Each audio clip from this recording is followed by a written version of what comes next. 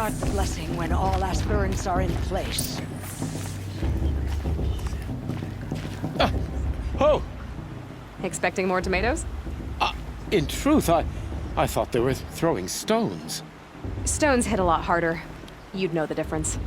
If you wish to speak, we should do so after the ceremony. I'd rather not hold things up, or do anything else that angers these people.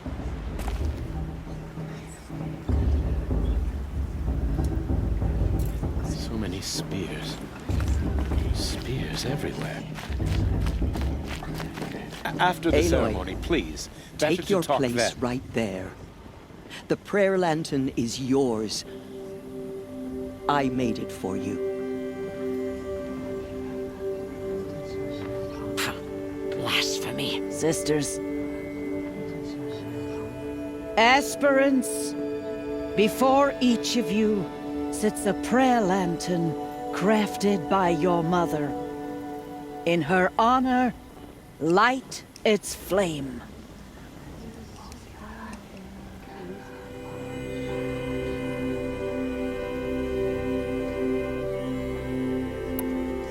In honor of Rost. And all he did to help me get here. Oh, Mother, hear our prayer. What is the child but a mother's hope that takes flight? A glowing flame that climbs the air, set free to the wind, sailing the sky till it fades and falls. So, from one to another, passes the chain of love.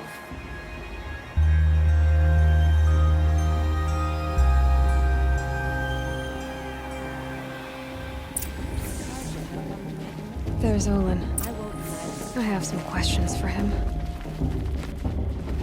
Is it just me, or is there still a cricket? I can't wait for festival times when we all come together again. I'm preoccupied. My brother is ill. Aloy, now that the blessing has been made, you and I finally have a moment to speak. I hope the ceremony wasn't too unpleasant for you, given your circumstances.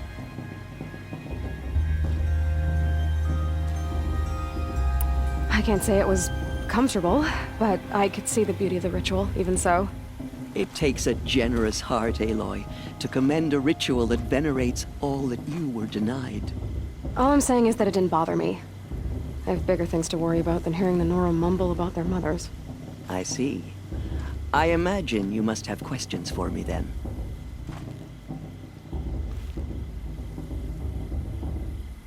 It surprises me the tribe lets outcasts run in the Proving. It's not like the Nora to be so hospitable. It has always been law that any child outcast has this right, as a means to rejoin the tribe. So far as I know, however, you are the first ever to exercise this right. I'm not surprised. I doubt many outcast children survive long enough in the wilds to come of age. I think, rather, it is because child outcasts are so rare. In all my years, I've only known of one other child who was cast out. A boy of 13, who killed his mother. But at the Proving 5 years later, he did not appear. No. I'd be surprised if he survived very long on his own. But at least he had a chance. Other tribes would have simply executed him. It may be hard for you to accept, Aloy, but the practice of shunning is, relatively speaking, humane. Oh, is it? Try it out for 18 years, Tirsa, and then let me know what you think. Why was I made an outcast at birth, Tirsa? What crime could I have committed even before I was born? Aloy, this is not a question I can answer. Why not? It's simple enough. And what about my mother? Is she here tonight, watching me? Or is she dead? Is she here? Or nowhere? I am sure your mother is here with us, if only in spirit. That's not really an answer, is it?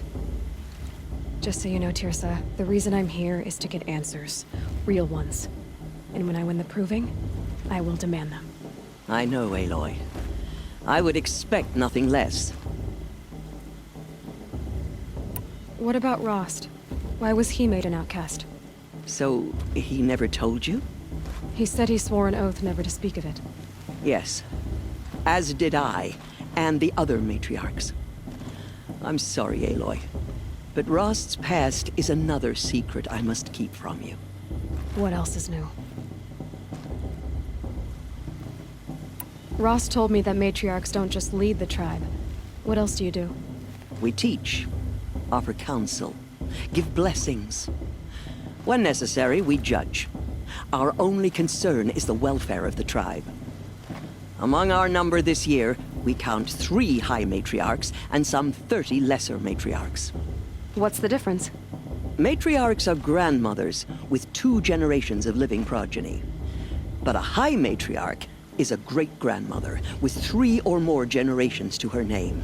Thus do we speak for generations, lending our opinions weight. The high matriarchs most of all. So, the more children you have, the more authority you get? I guess that's one way to decide who leads a tribe. Why would there be any other? Why does Lansra hate me so much?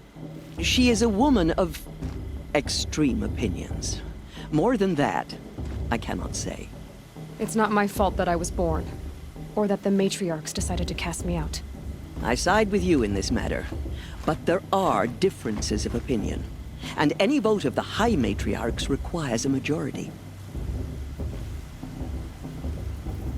I should be going.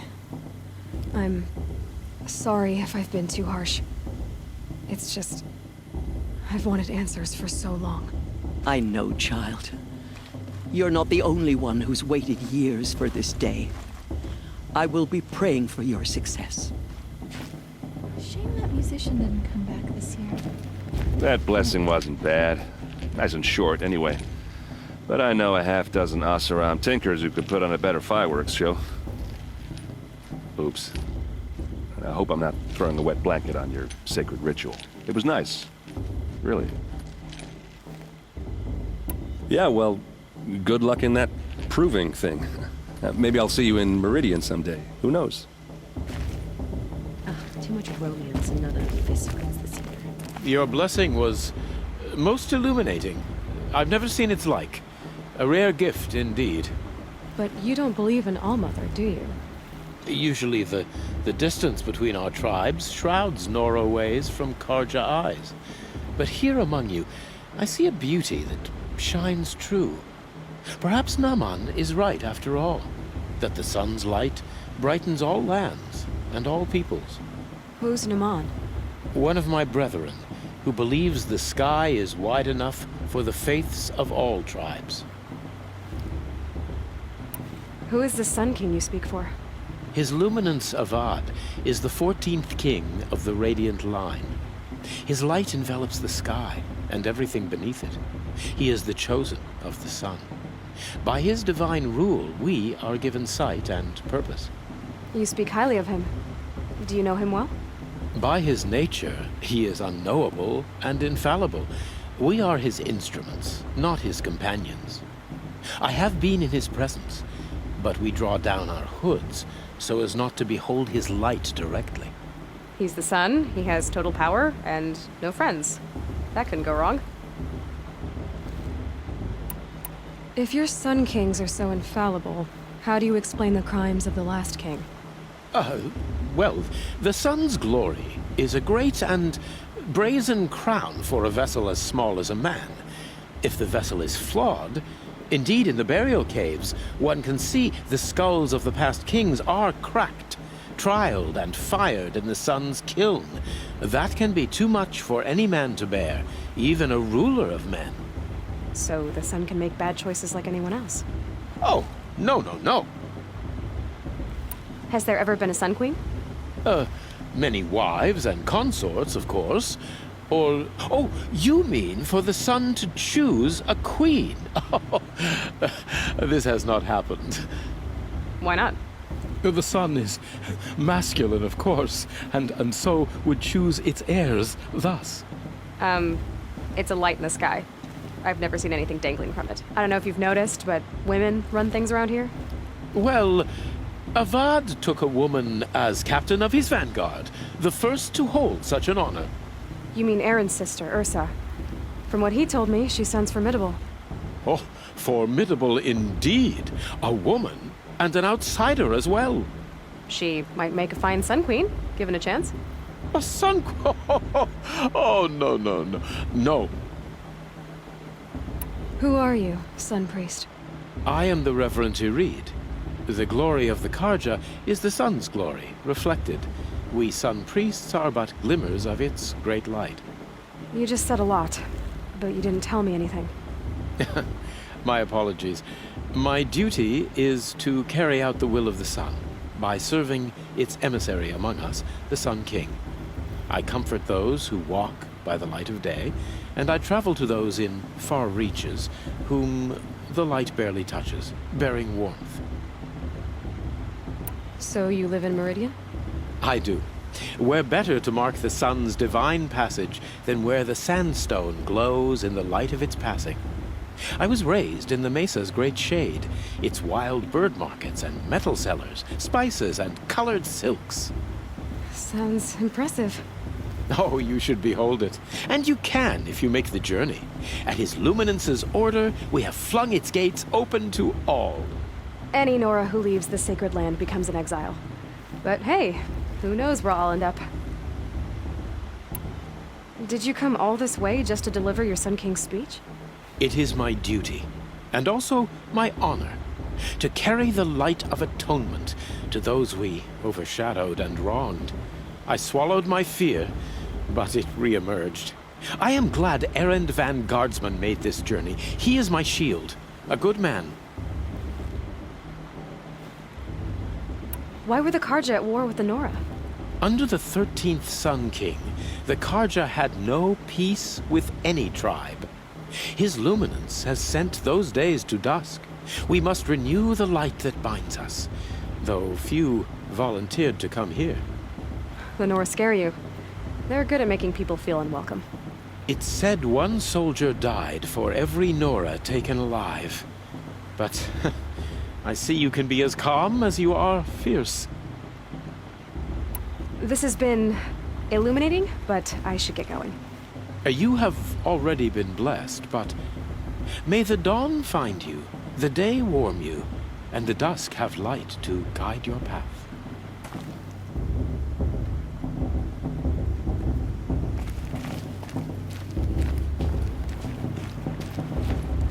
Hello, Olin.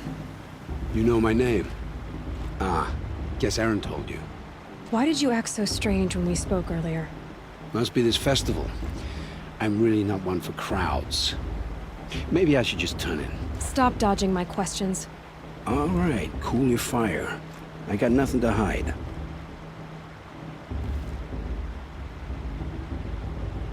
I've never seen anyone else with a focus. Where exactly did you find it?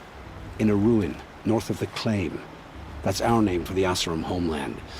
Up there, the metal seams run deep. Steel giants half buried in loose soil. Forgotten caves that the old ones bored into mountain rock. Your eyes just lit up. I found my focus in a cave just like you're describing. A ruin of the old ones. If you've delved yourself, you know as much as I do. Go to those places for answers. Not me. When we spoke earlier, you winced, then looked like you were in pain. Or frightened. Did your focus show you something?